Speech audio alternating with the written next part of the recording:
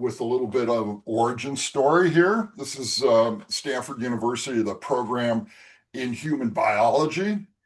And when I started in this program, they gave us a little bit of background about how it came to be. And the story they said was the people at the medical schools were starting to complain because the students that were coming into their programs were just extremely intelligent with things like biochemistry, genetics, physiology, biomechanics, all of the technical skills, but they seem to be deficient in understanding how people work. And so they tasked Stanford with putting together a program, the human biology program, that was designed to be more holistic. And I think it was. It was quite a good program. And my professors had some really big picture ideas about how the human animal works. So I really enjoyed that. And then from there, I went on to have a climbing career. And this is relevant because you learn a lot about the human body and the human animal when you do one of these things.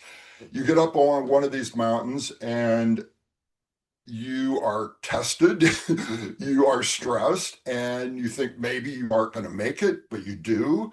And then you walk away with this really powerful appreciation for how strong the human body really is, how capable it is.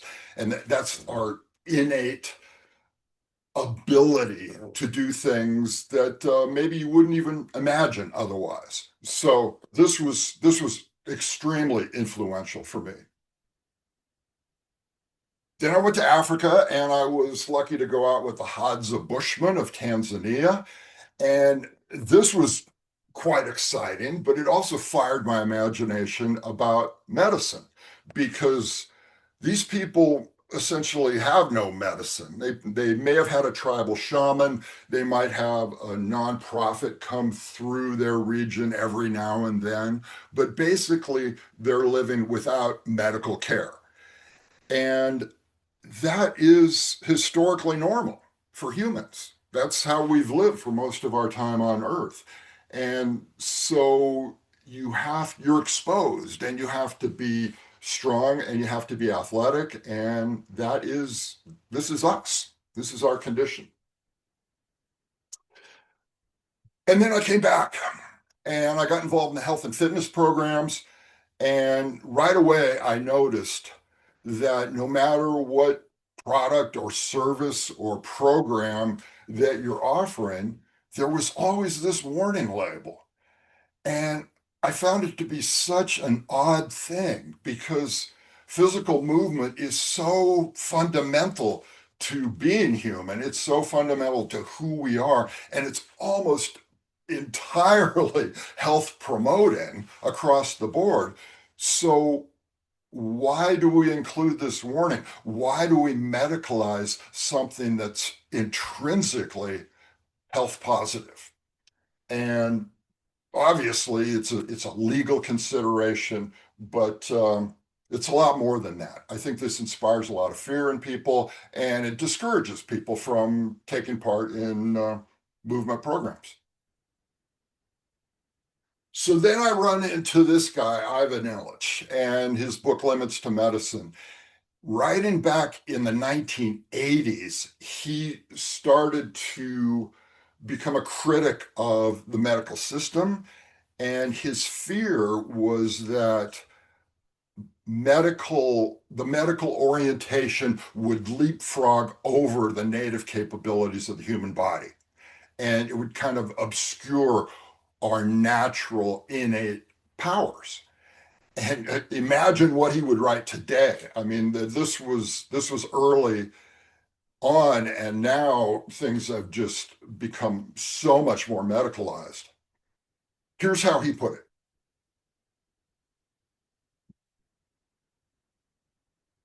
So modern medicine only serving itself as an institution.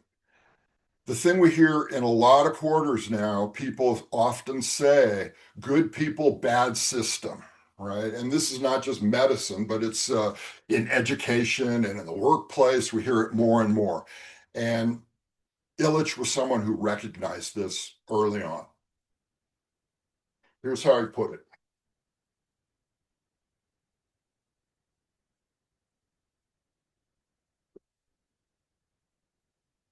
So the key word here is dependence, dependence on professional intervention. And what that does, it decreases the organic and psychological coping ability of ordinary people. And I think he was right, because the more you rely on someone else, the less you pay attention to your own capabilities. That's medicalization. If you're an economist, you always talk about displacement costs. In other words, if you're doing one thing, there's something else that you're not doing. And you could say the same about modern medicine. The more we pay attention to the medicalized qualities of the human body, the less we pay attention to our native capabilities.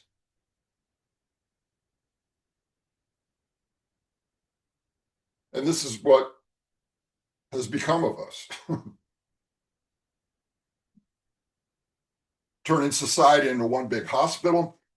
If you've got a pulse, you're sick. And I think we see this more and more, this orientation toward medicine first, before the body.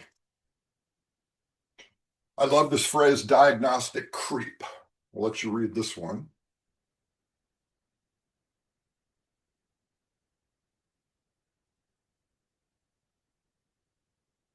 Everyone has something wrong with them. Everything and everyone and everything can be cured. That's the modern medicalized fantasy. And you probably know people like this who are constantly seeking out health care providers of every kind, even when there's nothing particularly wrong with them. So I like to take a big history point of view on this. Um, Young people who grow up in the modern world don't realize that there was a time before modern medicine, and these things have happened in a relatively short amount of time. If you go back to the beginning, just a couple hundred years ago, medicine really didn't work at all. And now we have these spectacular treatments and interventions that work incredibly well. For example, starting with scurvy in 1753, and then all of these developments and discoveries over the course of a mere 200 years. So here goes medicine from nothing to Prozac and joint replacements and stem cell transplants and all the rest in a mere 200 years. And I think what happened was this had two effects. In the first place, it gave physicians an incredible amount of confidence because now all of a sudden they had things that worked in a big way. But it also increased the expectations of patients. And so now the modern patient goes into the clinic and expects miracles to happen. Um, I remember my parents, and they grew up in agricultural regions and agricultural lifestyle. And the way they talked about penicillin was as a miracle in their lives. And that's how much things have changed. So now we have a whole new set of expectations about what medicine can and should be. And obviously, some of this is valuable for us, but there's a shadow side too, I think. So here are all things that we we bring medicine to bear on all these things now. I'll let you read your list.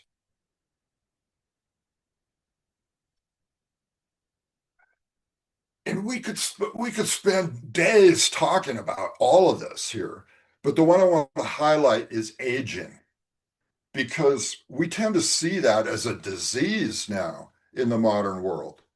And we throw all kinds of medicinal interventions at that so-called disease.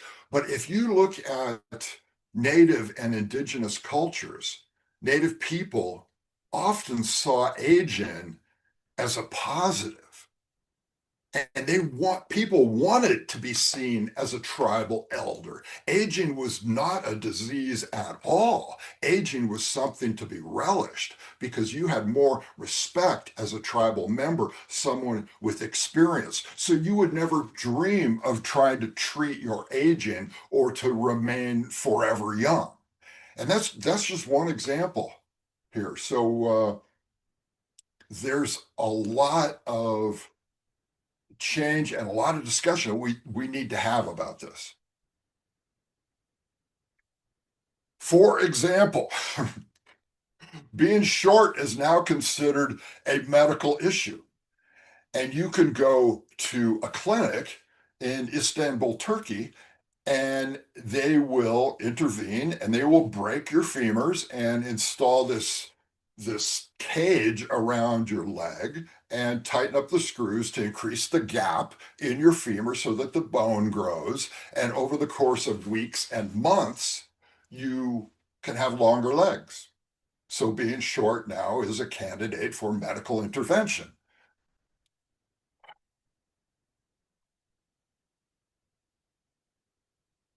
Likewise, a lot of people complain about having a sleep disorder, and this is considered to be an epidemic now.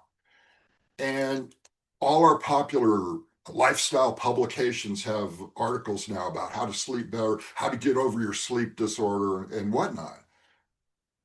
But context matters here. So the book on the right, Elizabeth Marshall Thomas, she grew up with the Kalahari Bushmen in South Africa. Her father was an anthropologist, and she talks about sleep among the Kalahari. And there were no sleep disorders among these people because there was no stigma attached to sleep. There was no structure to it. People just slept whenever they wanted to. And so context matters. On the left, you have a historian who went through went through letters and journals of people in the Middle Ages before artificial light. And he found a different pattern of sleep. He found that people would go to bed early, they would sleep for a few hours, they would get up in the middle of the night, and then they would go back to sleep later. So there was a short sleep and a long sleep. Almost everybody got up in the middle of the night. That was considered normal. That was not considered a sleep disorder. So once again, context matters, culture matters.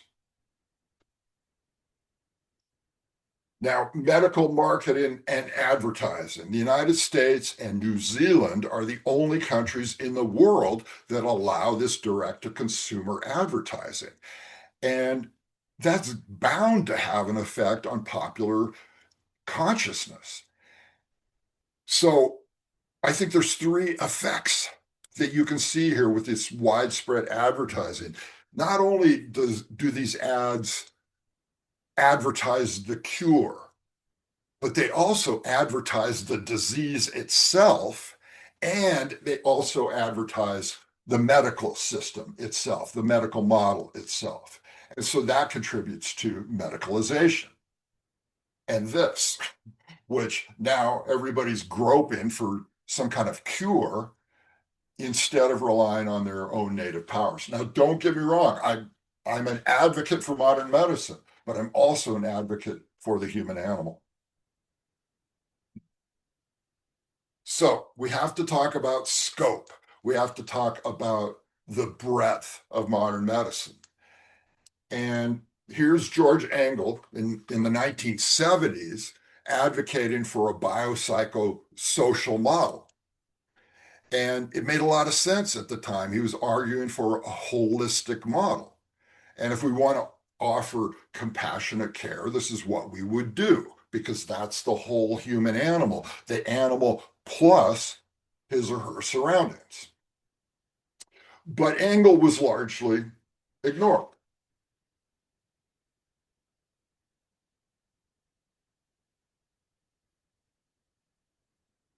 So now we have the bio model, especially in the world of mental health, and and we don't even do that very well because it's a very narrow slice of biology. We don't take the larger world into account. And this cartoon, I think, is a perfect illustration of that. So this is the big wildfires that took place in Australia a few years ago. And the cartoonist here is making the point where we're looking exclusively at the individual animal. We're not looking at context and setting and predicament. And that is bound to lead to errors in our perspective and the way we deliver medicine. There's a difference between looking at the animal in vitro or in vivo. So in vitro, think vitreous, think glass, think being in a petri dish, being in isolation. What we really need to do is look at the animal in vivo, within the living. And this is part of our problem here. So it's the context that gives us a lot of our suffering and a lot of our afflictions. And if we ignore this, if we simply focus on the animal in isolation, we're bound to get it wrong.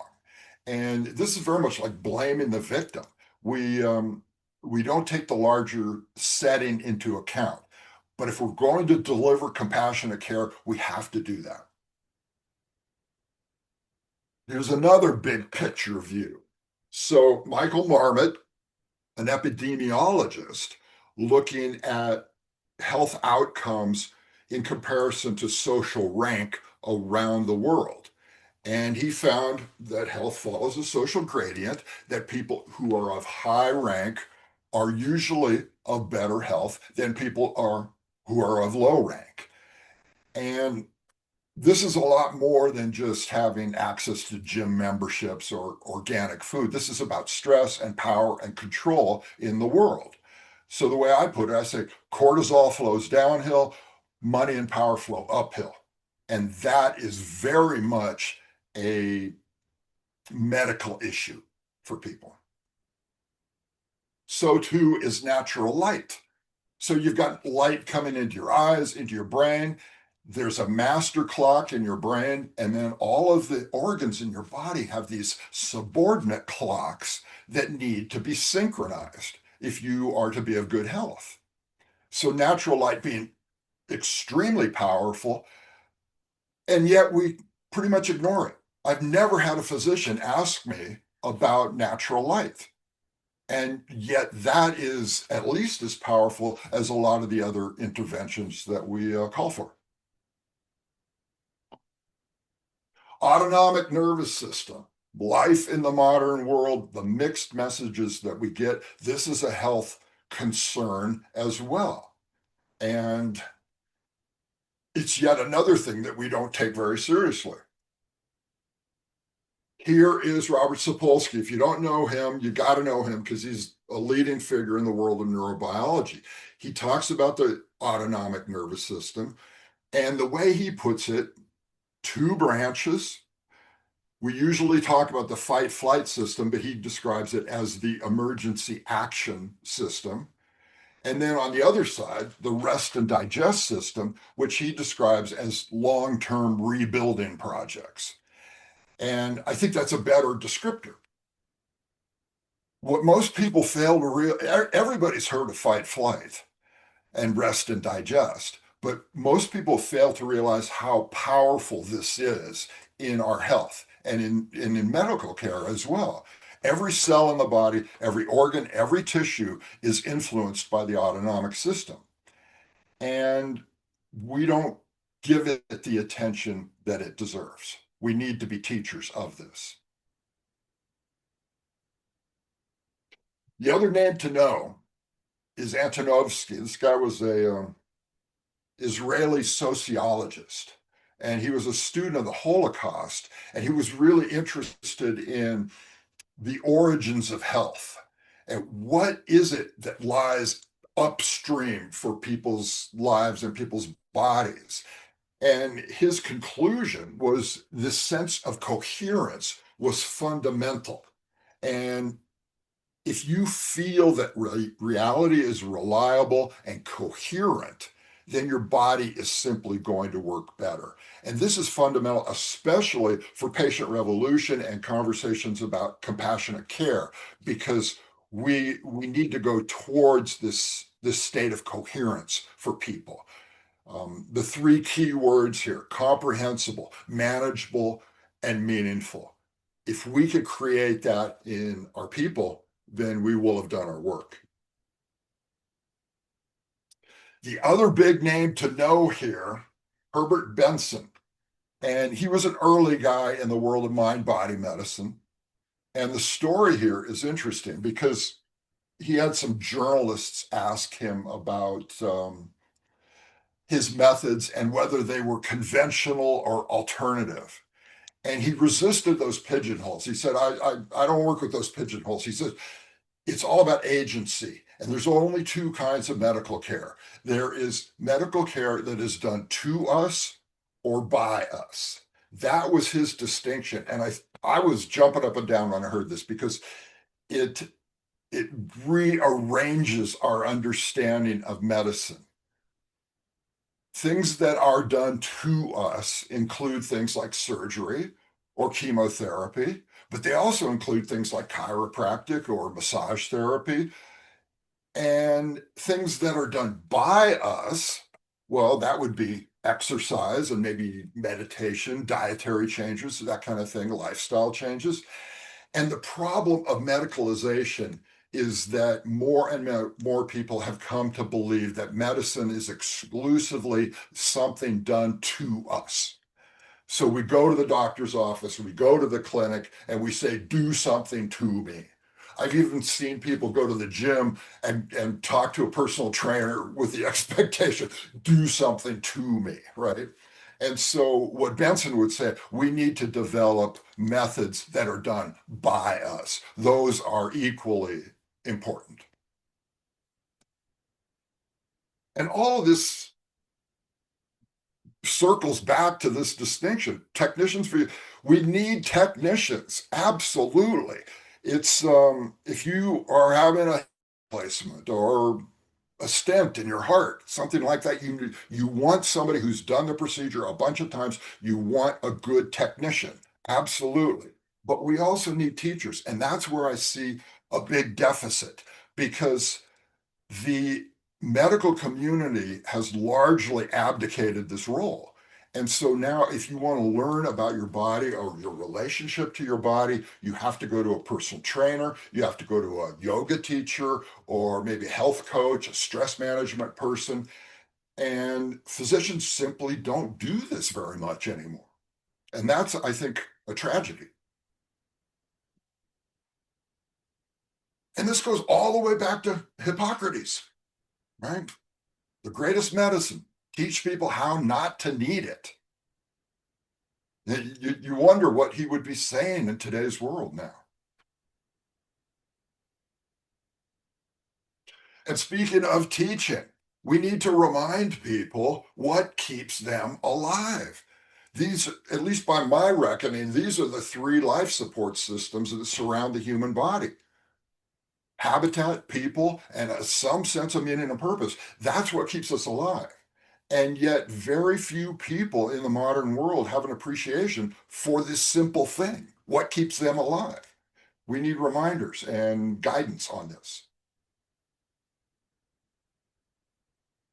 And speaking of teaching, people need to hear these messages.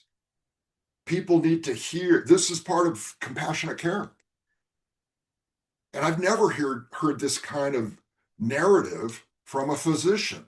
I've heard this from nurses and I've heard it from personal trainers, but not from physicians.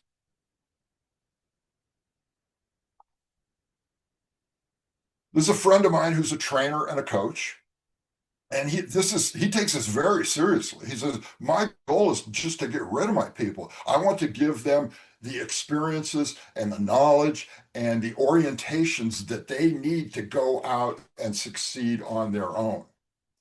And you might question his business model, but he is really sincere in what he does and he gets good results. And this is in contrast to what we see in a lot of health providing practices these days. I've had massage therapy people and chiropractors tell me you have to come in once a week And they're looking to build that dependence, which I think is not a good way to do it. And then finally, I say this somewhat in jest, okay? Because again, I am an advocate for modern medicine. I'm a consumer of modern medicine, but I think our first impulse should be to look to our own innate powers and do the best we can on our own with our own animal capability. And then when that's exhausted for some reason, then we turn to medicine. And then I think we can make the best use of modern medicine. So that is and then my wrap about my book here on the left. And then I do these monologues about health and the human predicament on Substack. So easy to find, and you can look me up there.